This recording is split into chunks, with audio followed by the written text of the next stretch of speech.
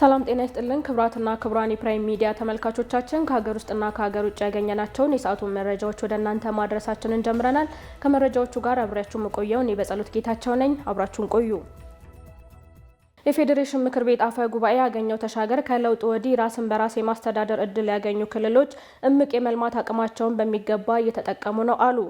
አፈ ጉባኤው በማዕከላዊ ኢትዮጵያ ክልል ሆሳዕና ከተማ ለሚከበረው የኢትዮጵያ ብሔር ብሔረሰቦችና ሕዝቦች ቀን የመሰረተ ልማት ስራዎች አፈጻጸም ያለበትን ደረጃ ጎብኝተዋል። አፈ ጉባኤ አገኘሁ ከለውጥ ወዲህ ራስን በራስ የማስተዳደር እድል ያገኙ ክልሎች እምቅ የመልማት አቅማቸውን በሚገባ እየተጠቀሙ ነው ብለዋል። በማዕከላዊ ኢትዮጵያ ክልል እየተከናወኑ የሚገኙ የልማት ስራዎችም እምቅ አቅምን በሚገባ በመጠቀም ተግባርን እያረጋገጡ ናቸው ብለዋል። የለውጡ መንግስት ራስን በራስ ለማስተዳደር የነበሩ ጥያቄዎችን ከመመለስ ባሻገር የእውነተኛ ፌዴራሊዝምን መተግበር እንደሚያሳይ አውስተዋል።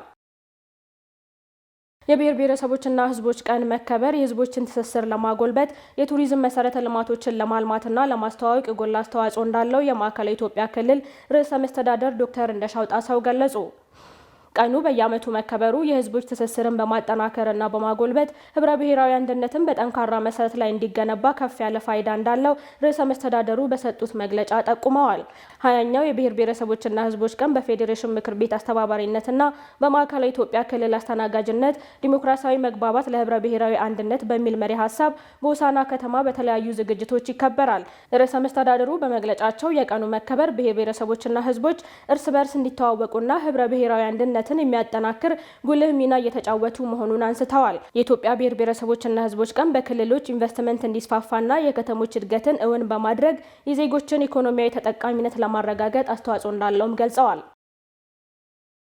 በኦሮሚያ ክልል የገጠር ትምህርት ቤቶች ለሚያስተምሩ መምህራን 30 ሺህ መኖሪያ ቤቶች በህዝብ ተሳትፎ እንደሚገነቡ የክልሉ ትምህርት ቢሮ ገለጸ። በምክትል ቢሮ ኃላፊ ማዕረግ የኦሮሚያ ትምህርት ቢሮ አማካሪ አቶ ኤፍሬም ተሰማ ቢሮ የትምህርት ጥራትን ለማረጋገጥ የሚያግዙ የተለያዩ ተግባራትን እያከናወነ ይገኛል ብለዋል። ከነዚህ ተግባራት መካከል ቅድመ መደበኛ ትምህርት ቤቶችን ማስፋፋት፣ ልዩ አዳሪ ትምህርት ቤቶችን ተደራሽ ማድረግና የትምህርት ግብዓትን ማሟላት በትኩረት እየተከናወኑ መሆኑንም ተናግረዋል። ከዚህ ጎን ለጎንም የመምህራን አቅም ግንባታ ለማጠናከርና የመምህራንን ህይወት ለማሻሻል የሚያስችሉ እንቅስቃሴዎች እየተከናወኑ ነው ብለዋል።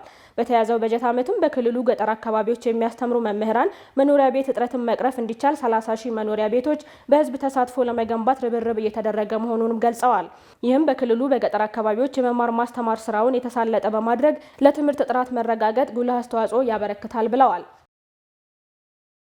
በአማራ ክልል ህብረተሰቡ የተቀናጀ ተሳትፎ ተግባራዊ የተደረገ ያለው የጽዱ ኢትዮጵያ ኢኒሼቲቭ ውጤት እያመጣ መሆኑን የክልሉ አካባቢና ደን ጥበቃ ባለስልጣን አስታወቀ። የባለስልጣኑ የአካባቢ ተጽዕኖ ክዋኔ ኦዲት ባለሙያ አበበ ሞላ በክልሉ የአካባቢ ተጽዕኖ ግምገማና አካባቢን ከብክለት የመጠበቅ ስራ እየተከናወነ እንደሚገኝ ተናግረዋል። አሁን ላይ በከተሞችም ሆነ በገጠር አካባቢ ህብረተሰቡን በማሳተፍ ቆሻሻ ከብክለት በጸዳ መንገድ እንዲወገድ እየተደረገ ነው ብለዋል። በዚህም የውሃ፣ የአፈር፣ የአየርና የድምጽ ብክለት በመከላከል ህብረተሰቡ ደህንነቱ በተጠበቀ አካባቢ እንዲኖር ማገዙን ገልጸዋል። አካባቢን ጽዱ የማድረግ ስራን ለማሳካትም የአካባቢና ተጽዕኖ ግምገማ በማካሄድ ፕላስቲክን ጨምሮ ሌሎች በቀላሉ ከአፈር ጋር ማዋሃድ የማይችሉትን በመሰብሰብ መልሰው ጥቅም ላይ እንዲውል ግንዛቤ መፈጠሩንም አንስተዋል። ክቡራን ተመልካቾቻችን የተከታተላችሁ ያላችሁት የሰዓቱን መረጃዎቻችንን ነው። አሁን ደግሞ ከሀገር ውጭ ወዳገኘናቸው መረጃዎቻችን እናልፋለን። አብራችሁን ቆዩ። የደቡብ አፍሪካው ፕሬዝዳንት በቡድን 20 ስብሰባ ባለመሳተፋቸው የሚጎዱት ራሳቸው ናቸው ሲሉ ትራምፕን ተቹ።